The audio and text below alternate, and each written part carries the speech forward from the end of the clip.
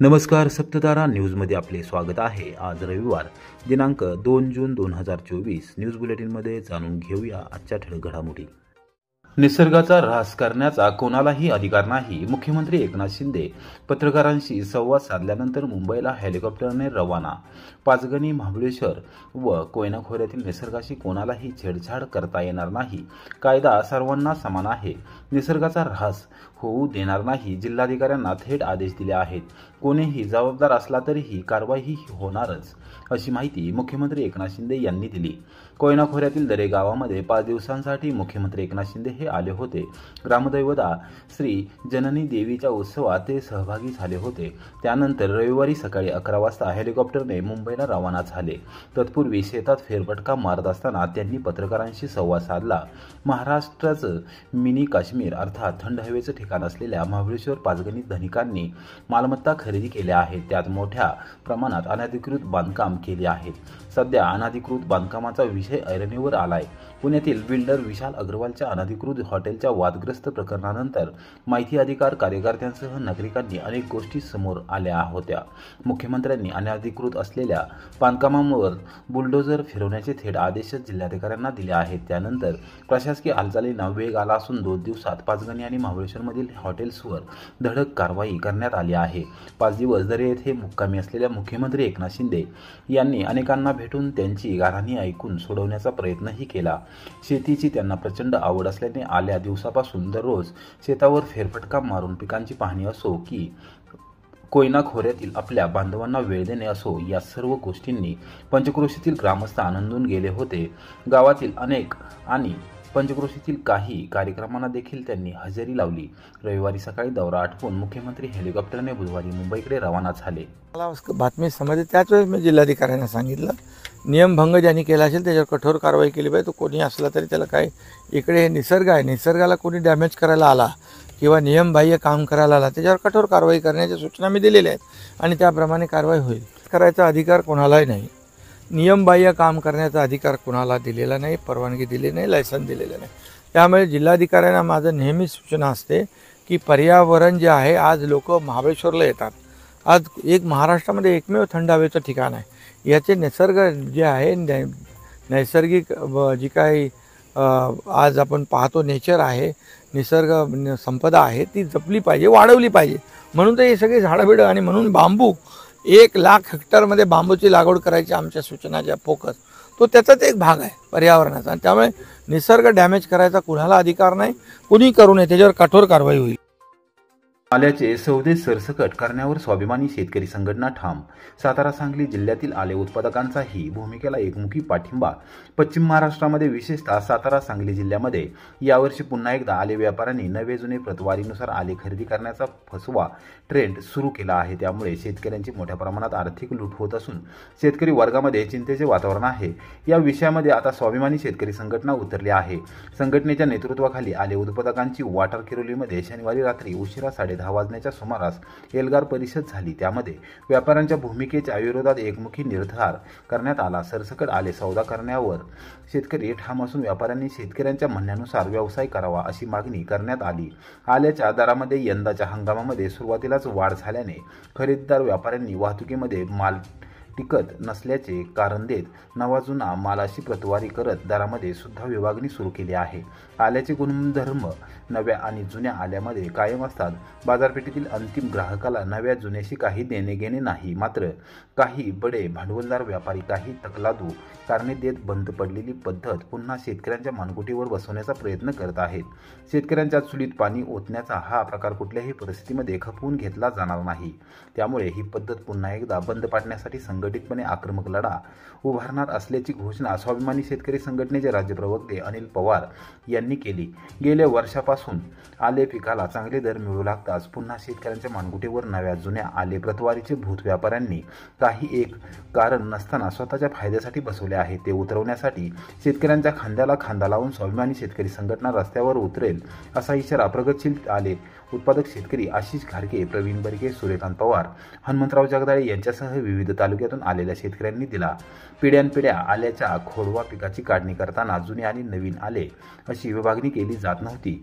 मात्र वाढत्या तापमानामुळे वाहतुकीमध्ये माल टिकत नसल्याचे कारण देत व्यापाऱ्यांनी अलीकडच्या काळात ही नवी जुनी प्रतवारी पद्धत सुरू केली आहे। उष्णतेमुळे माल खराब होत असल्याची वस्तुस्थिती सगळ्याच शेतकऱ्यांसह स्वाभिमानी शेतकरी संघटनेच्या पदाधिकाऱ्यांनी मान्य केली। सर्वदूर सगळीकडे पाऊस झाल्यानंतर मात्र उष्णतेची लाट कमी झाल्यावर माल खराब होण्याचे प्रमाण कमी येणार आहे। तोपर्यंत व्यापाऱ्यांनी धीर धरावा अशी भूमिका यावेळी घेण्यात आली। शेतकऱ्यांना भयमुक्त वातावरणामध्ये आल्याची शेती करण्यासाठी आम्ही तुमच्या बरोबर आहे। 100% या पुढच्या कार्यपद्धती घेऊ। साधारण तांत्रिक भविष्यामध्ये आमच्या बरोबर ताकदीने काम करतील। त्यांनी आम्हाला असं दिलेलं आहे आणि त्याच्या कुठल्याही प्रश्नासाठी तुमच्या बरोबर आहे। दूरवाल्याबरोबर ती आमच्या बरोबर येतील आणि या पुढच्या काळामध्ये कुठल्याही व्यापारी फसवणार नाही याची काळजी घेऊ। हा ठराव या ठिकाणी करूया आणि आपण थांबूया। एवढीच भूमिका मांडतो आम्ही तुमच्या बरोबर आहे। सातारा लोणंद पुणे राष्ट्रीय महामार्गावरील देऊर रेल्वे गेट 3 दिवसांसाठी राहणार बंद। पर्यायी मार्गाचा वापर करण्याचे रेल्वे प्रशासनाचे आवाहन। सातारा लोणंद पुणे राष्ट्रीय महामार्गावरील देऊर तालुका कोरेगाव येथील रेल्वे गेट क्रमांक 47 हे दिनांक 3 ते 5 जून या कालावधीत 3 दिवसासाठी बंद करण्यात येणार आहे। या कालावधीत रेल्वे मार्ग दुहेरीकरण व विद्युतीकरणाचे काम केले जाणार आहे। तसा फलक रविवारी सकाळी 10 वाजता रेल्वे गेटवर लावण्यात आला आहे। वाटा स्टेशन येथील रेल्वेचे सिनियर सेक्शन इंजिनियर यांच्या कार्यालयाने दिलेल्या माहितीनुसार सातारा लोणंद पुणे राष्ट्रीय महामार्गावरील देऊर रेल्वे गेट क्रमांक 47 हे रेल्वे रुळाच्या दुहेरीकरण व दुरुस्तीसाठी तसेच निरीक्षणासाठी सोमवार दिनांक 3 जून रोजी सकाळी 7 वाजल्यापासून ते बुधवार दिनांक 5 जून रोजी सायंकाळी 7 वाजेपर्यंत वाहतुकीसाठी बंद ठेवण्यात येणार असल्याचे रेल्वेच्या अधिकाऱ्यांनी सांगितले आहे। 3 दिवस रेल्वे गेट बंद राहणार असल्याने असलेल्या सातारा लोणंद पुणे या राष्ट्रीय महामार्गावरील वाहतुकीत बदल करण्यात आला आहे। लोणंद व फलटणकडून साताराकडे जाणारी सर्व प्रकारची वाहने वाटर स्टेशनमधून पिंपळे बुद्रुक दहेगाव देऊर किंवा वाघोली अनपटवाडी मार्गे आंबवडे चौकातून सातारच्या दिशेने जातील। वाटर स्टेशनकडून कोरेगावकडे जाणारी सर्व प्रकारची वाहने तळीये बिचुकले गुजरवाडी पळशी मार्गे पुढे जातील। सातारा बाजूकडून लोणंदकडे जाणारी वाहने आंबवडे चौकातून अनपटवाडी वाघोली पिंपळे बुद्रुक वाटर स्टेशन या मार्गावरून जातील। सर्व वाहनधारकांनी 3 दिवसासाठी पर्यायी मार्गाचा अवलंब करून वाहतूक सुरळीत ठेवावी असे आवाहन रेल्वे विभागाच्या वतीने करण्यात आले आहे। कोरेगाव औद्योगिक वसाहतीसमोर पोलीस असल्याची बतावणी करत वयोवृद्ध व्यक्तीचे 1,40,000 रुपये सोन्याचे दागिने केले लंपास। पोलीस ठाण्यात गुन्हा दाखल। पोलीस असल्याची बतावणी करत कोरेगाव औद्योगिक वसाहतीसमोर रहमतपूर रस्त्यावर वयोवृद्ध व्यक्तीस लुटण्यात आले असून त्याच्याकडील 1,40,000 रुपये किमतीचे दागिने लंपास करण्यात आले आहेत। या प्रकरणी कोरेगाव पोलीस ठाण्यात शुक्रवार दिनांक 30 मे रोजी सायंकाळी 5:15 वाजता गुन्हा दाखल करण्यात आला आहे। एकूणच पोलीस असल्याची बतावणी करणाऱ्या भामट्याने आता कोरेगाव शहर व परिसराच्याकडे लक्ष केंद्रित केले असल्याने वाहनधारकांमध्ये भीतीचे वातावरण आहे। याबाबत मिळालेली माहिती अशी की एकसळ येथील बलराज पार्कमध्ये गणपत जयसिंग भोसले हे 76 वर्ष वयोवृद्ध व्यक्ती वास्तव्यास आहेत। शेती करून ते आपल्या कुटुंबाचा उदरनिर्वाह करत आहेत। दिनांक 23 मे रोजी दुपारी 3:30 वाजण्याच्या सुमारास कोरेगाव येथून स्कूटी दुचाकीवरून ते रहमतपूर रस्त्याने बलराज पार्ककडे निघाले होते। दुपारी 3:45 वाजण्याच्या सुमारास औद्योगिक वसाहतीसमोर अज्ञात व्यक्तीने त्यांना अडवले व सांगितले की मी पोलीस आहे, पुढे चेकिंग चालू आहे। त्याने स्वतःचे ओळखपत्र दाखवत गळ्यातील सोन्याची चेन, उजव्या हातातील सोन्याच्या 2 अंगठ्या काढा त्यांचे ऐकत सदर वस्तू भोसले यांनी त्या अज्ञात व्यक्तीच्या हातात दिल्या। तुमच्या खिशात काय आहे असे त्याने विचारल्यावरून भोसले यांनी खिशात रुमाल असल्याचे सांगत रुमाल काढून दिला।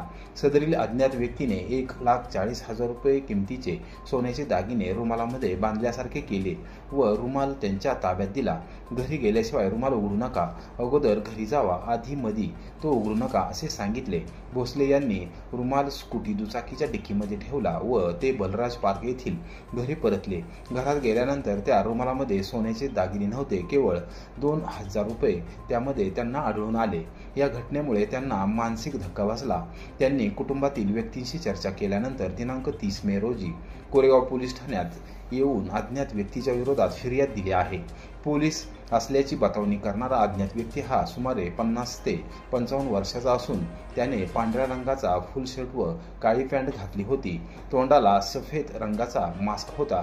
काळ्या रंगाची पल्सर दुचाकी तो वापरत असल्याचे स्पष्ट झाले।